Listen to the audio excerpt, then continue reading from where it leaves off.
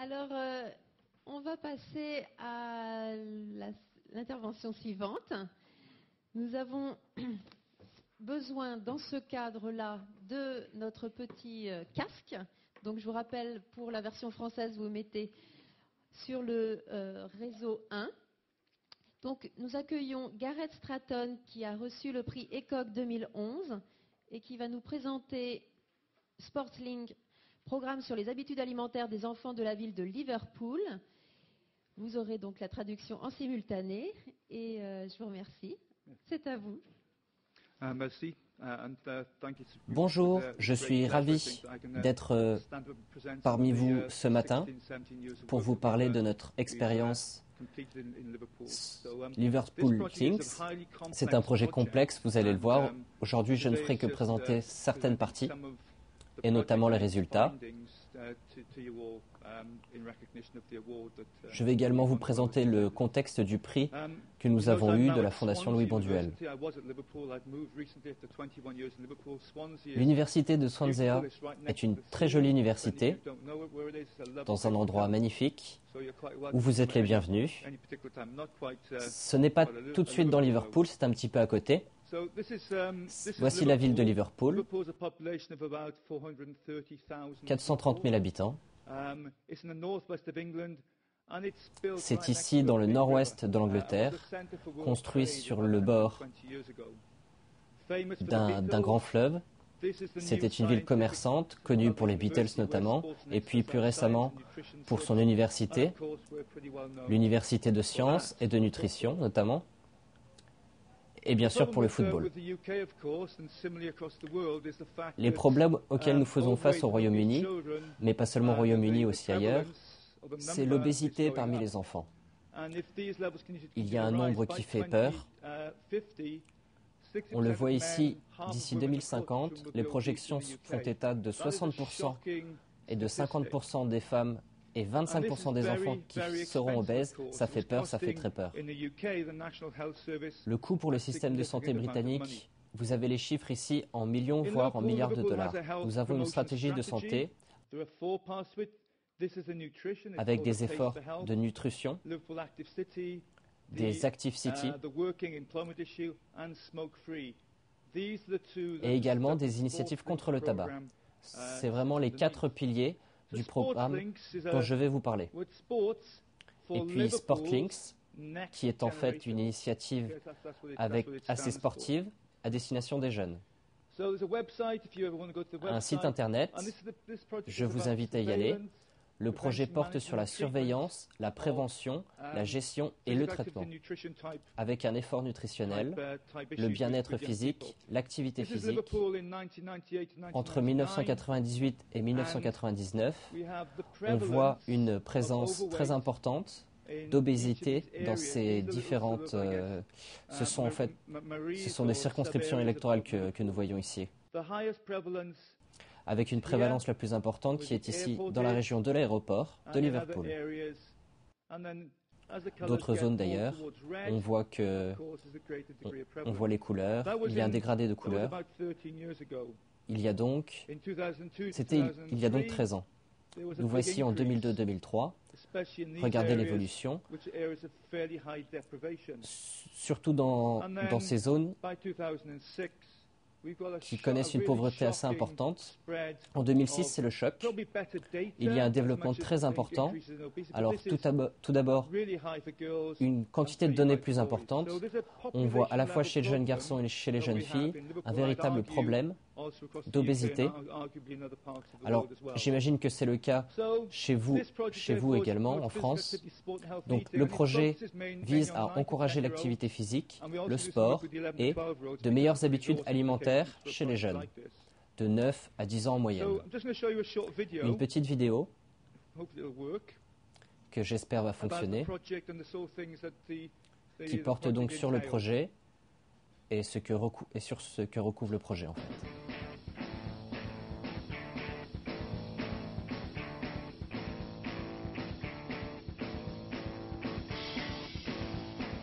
We're very proud of our SportsLinks project, which continues to break new ground in the promotion of children's health activity. particularly in terms of encouraging healthy lifestyles through sport.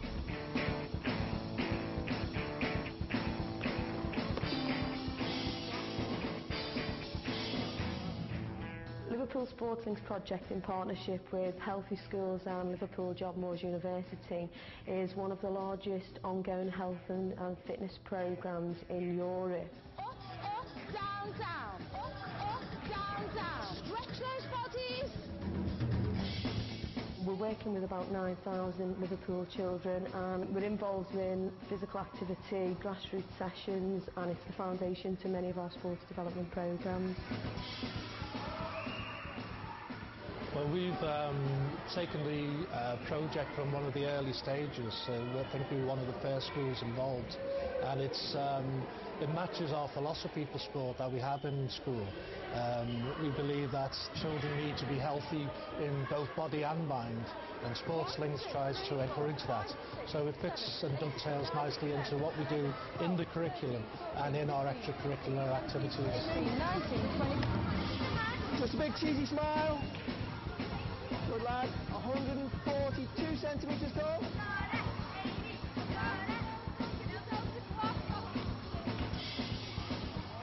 After monitoring the children's fitness levels, they'll try 2 or 3 different sports in a morning or an afternoon session. They're then given the opportunity from those sports to take one on as an after-school activity for 6 weeks. But you wouldn't be able to do your physical activity unless you had a good supply of energy, and we get our energy from food, okay? Oui, la vidéo a été courtée. En tout cas, j'espère que ça vous donne une petite idée de ce à quoi ressemble le projet. L'idée, c'est principalement d'apprendre, d'enseigner à préparer les aliments, de leur donner des bases culinaires et d'encourager, vous l'avez vu, l'activité sportive.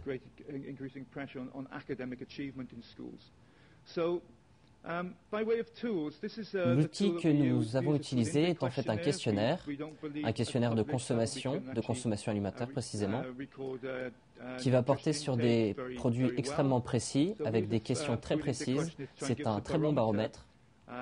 Ça vous indique également s'il y a des changements, des tendances de fond dans la population. Au total, vous avez les chiffres ici du nombre d'enfants entre 2001 et 2009. Près de 30 000 enfants ont participé au projet. Et puis, l'idée, c'était également de cartographier. Aujourd'hui, avec des systèmes d'informatique et géographique, par code postal notamment, nous pouvons photographier ce que vous pouvez trouver ici. Par exemple, c'est la proportion de fruits et de légumes pour les garçons, pour les filles, dans les différentes zones géographiques. Ce qui est intéressant, c'est que les garçons consomment moins de légumes que les filles dans les mêmes zones. Et on voit donc qu'il est difficile d'avoir la même approche, et ça n'a pas de sens d'avoir la même approche avec les jeunes filles qu'avec les garçons. On voit à certaines exceptions près qu'il y a une consommation moindre de légumes pour les jeunes garçons. Le programme est un programme extrêmement large, extrêmement complet, avec de l'activité physique, et à terme, c'est un outil qui génère énormément de données. Des données qui vont ensuite permettre de développer des projets de nutrition.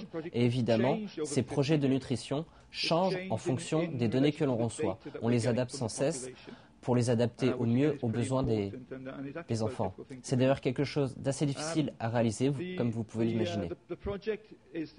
Le projet consiste également à faire des points de mesure. On mesure par exemple la vitalité physique des enfants. On mesure de très près la consommation alimentaire et puis on se rend sur le terrain. Je pense notamment aux écoles. Nous avons organisé une journée aliments, une journée du goût en quelque sorte. Nous avons organisé également un club juste après l'école où on va sensibiliser les enfants au goût. La journée du goût, la voici. Les enfants participent un petit peu comme au projet de Jean-Christophe qu'on a vu tout à l'heure au projet Marpa. Les enfants participent. Ce qui est intéressant, c'est que c'est très ludique. Les enfants prennent du plaisir. Et puis évidemment, les enfants goûtent beaucoup de nouveaux produits. Beaucoup d'enfants chez eux n'ont même pas de table. Donc bien souvent, ils s'assoient sur une chaise avec un plateau sur les genoux devant la télévision pour manger. L'idée ici, c'est la convivialité avant tout, c'est être ensemble, c'est partager. Vous savez, des études ont été faites et montrent que lorsque vous passez plus de temps debout, vous vivez plus longtemps. Donc je vous encourage à vous lever et à vous déplacer pendant que je parle. Mais quelques photos également pour vous montrer des exemples de préparation, et j'insiste sur le côté ludique. Liverpool est une ville cosmopolite avec beaucoup d'aliments, de produits très différents. Nous avons une population chinoise très importante, asiatique également, donc des influences culinaires qui sont très intéressantes. Alors, les données, face au questionnaire notamment, les données sur les aptitudes et la forme physique, des informations sur les parents, est-ce que les parents font du sport, fument, etc. Donc beaucoup de données quantitatives sur ces enfants. Quelques résultats donc. Alors évidemment, il y en a des pages et des pages que je vous épargnerai, mais voici la prévalence. La consommation de fruits chez les jeunes garçons. Donc on voit 2000 et on voit l'évolution jusqu'en 2010 et on voit une augmentation significative de la consommation des fruits chez les jeunes garçons. Et il en est de même chez les jeunes filles. Cette fois-ci, ce sont les légumes qui sont encore en augmentation, qui augmentent jusqu'en 2006 et après une légère diminution. Mais comme on voit la nette augmentation depuis 2000. Les frites, la consommation des frites chez les jeunes garçons, la consommation jusqu'en 2002 augmente, et puis on voit une chute assez nette. On sait que les Britanniques adorent les fish and chips, je sais que les Français adorent ça quand ils viennent en Angleterre, on est bien connus pour ça. Eh bien, pourtant, on voit une diminution de la consommation de frites et de chips chez nos jeunes garçons. Autre problème, ce sont les sucres. Et principalement les sucres cachés que l'on va retrouver dans les boissons sucrées, les boissons pétillantes, les Coca-Cola, 7-Up, et j'en passe. Là encore, on voit une diminution assez nette de la consommation de ces boissons chez les jeunes. Et puis nous avons parlé, nous avons posé des questions à ces enfants. Quel a été l'impact de cette initiative sur toi, sur ta vie, sur ton quotidien, sur ton goût et tes envies de manger? Et voici juste un exemple. Voilà, j'ai fait du couscous. Il y a des petites erreurs en anglais, mais on a repris texto, donc c'est pas une leçon d'anglais. J'ai fait du couscous pour mon papa, parce que mon papa aime bien ça. Et puis ma maman, avec une faute encore. Voilà, ma maman est allée au magasin, a tout acheté, et puis c'était rigolo parce qu'avant on n'achetait pas, et puis c'est moi qui l'ai fait. Et puis avant tout, on s'est bien amusé, c'est formidable. C'est un résultat extraordinaire, cet enfant qui parle de l'amusement. Et puis on a évidemment parlé aux parents, et les parents nous disent, maintenant ils goûtent les choses. Avant, il ne goûtait pas véritablement, mais aujourd'hui, il prend plaisir à manger. Il y a peu de temps, il y a 1 an à peu près, j'étais à une conférence où l'une des intervenantes expliquait comment les mamans britanniques essayaient de persuader leurs enfants, dès l'âge de 2 ans, qu'il fallait goûter. Et très rapidement, lorsque l'enfant dit qu'il n'aime pas, eh bien les parents abandonnent. Et j'ai cru comprendre qu'en France, au lieu d'abandonner au bout de 4 fois, vous abandonnez au bout de 12 fois. Donc c'est bien. Et puis nous avons aussi parlé aux professeurs. Eux jouent un rôle absolument clé. Ils jouent un rôle de vecteur. Ils sont au contact permanent des enfants, mais aussi des parents, donc ils jouent un rôle tout à fait clé. Eux sont absolument convaincus du bien fondé de l'initiative et des retombées notamment. Et on voit qu'aujourd'hui, les enfants ont tendance à manger trop vite. C'est les profs qui nous le disent, ils mangent trop vite, ils mangent des aliments tout prêts. Ils n'ont plus l'habitude de cuisiner. Donc on a complètement perdu l'idée de cuisiner dans les écoles. Maintenant, ce que l'on a, c'est des micro-ondes où on va réchauffer nos aliments. Se pose également la question de la plénitude du programme. Est-ce que c'est quelque chose qui risque de durer? Est-ce que ça va être à long terme? La réponse des professeurs est absolument. Il faut que ça continue. Mais il faut la participation des parents. Et aujourd'hui, on sait que les gens vivent une vie très rythmée avec beaucoup d'exigences. Mais des changements se sont fait ressentir à la maison en espérant qu'ils soient pérennes. De nombreuses études ont été publiées, dont une partie des études dont je vous fais part aujourd'hui. On les retrouve ici, quelques extraits. Donc, si vous êtes professeur et que vous faites de la recherche, la littérature existe pour revenir à la toute première diapositive ou à la toute première série de diapositives où je vous montrais la prévalence de l'obésité dans la région. Voilà où nous en étions en 2000. Et puis nous avons eu cette augmentation, mais par contre, regardez ce phénomène de stabilisation. Ça nous indique qu'au moins l'augmentation a cessé, avec l'espoir que d'ici peu, cette courbe ira vers le bas. L'idée, c'est de revenir en arrière, c'est de revenir où nous en étions il y a quelques années. Mais croyez-moi, pour en arriver là, il a fallu faire des efforts énormes. Les efforts que je viens d'évoquer avec vous, mais aussi les efforts en matière de consommation alimentaire et de sport. Les bénéfices de tout ça, ce sont des meilleures habitudes alimentaires, tout d'abord, dans la région de Liverpool. C'est un programme extrêmement structuré qui recouvre l'ensemble des écoles.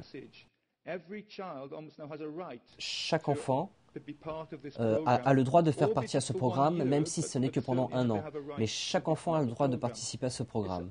Et puis, on sait que les partenariats sont très importants parce que les personnes changent, les entreprises changent, les organismes changent, les enfants changent. Donc, avoir une pérennité, ce n'est pas évident. Ce programme, ça fait 16 ans qu'il existe, mais ce n'est pas toujours simple de le faire survivre et qu'il se poursuive au fil des années.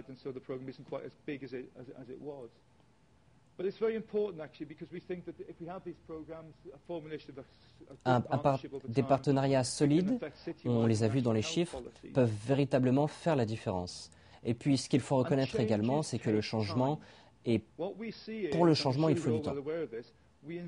Ce programme, ce qu'on fait souvent, c'est qu'on voit des initiatives qui démarrent avec beaucoup d'enthousiasme et puis très rapidement,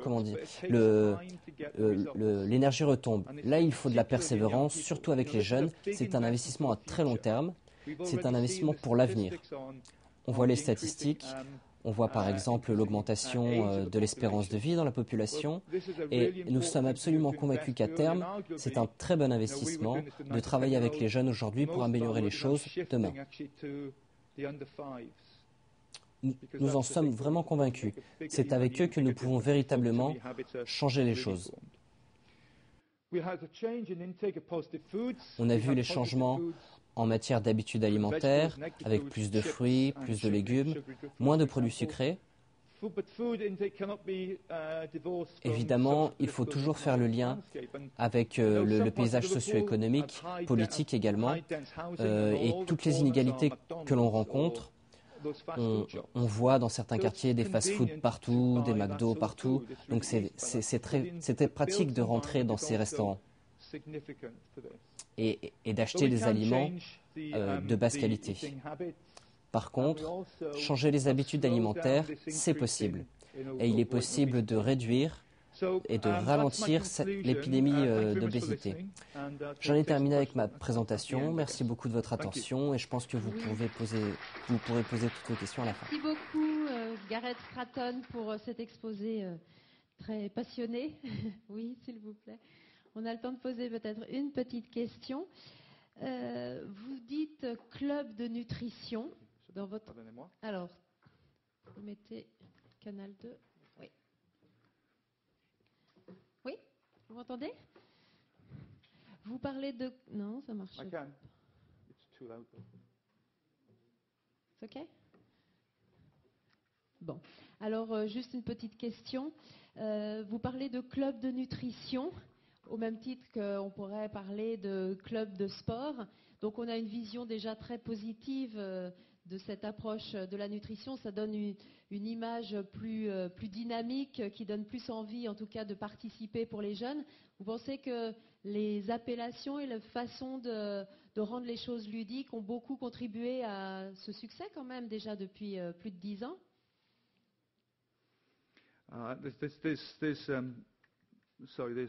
There's no doubt at all that I think Il n'y a aucun doute du tout.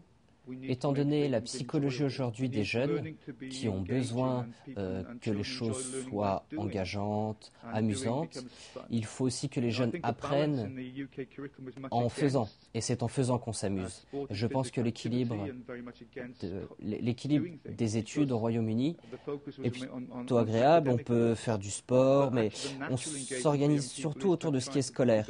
Mais le rythme naturel du jeune, c'est de développer des compétences, mais la plupart de leurs compétences sur une base de variété.